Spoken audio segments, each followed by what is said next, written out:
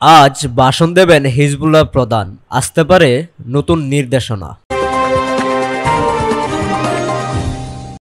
যোদ্ধাদের উদ্দেশ্যে আজ বৃহস্পতিবার ভাষণ দেবেন লেবাননের শক্তিশালী সশস্ত্র গোষ্ঠী হিজবুল্লাহর প্রধান নেতা হাসান নাসরুল্লাহ। ইসরায়েলের বিরুদ্ধে নতুন নির্দেশনা আসতে পারে। মঙ্গলবার হিজবুল্লাহর ব্যবহৃত হাজার হাজার পেজারে বিস্ফোরণ ঘটায় দখলদার ইসরায়েল।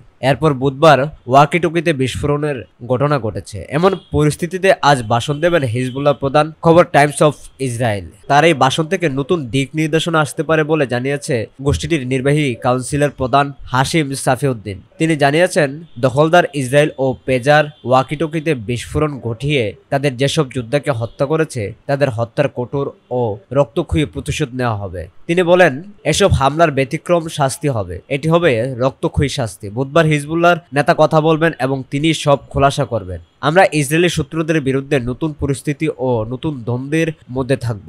হিজবুল্লাহর এই নেতা আরো বলেন, শত্রুদের জানা উচিত আমরা পরাজিত নয়, আমরা ভাঙব না, আমরা সরেও যাব না এবং শত্রুরা যা করছে আমরা তার দ্বারা প্রভাবিত হব না।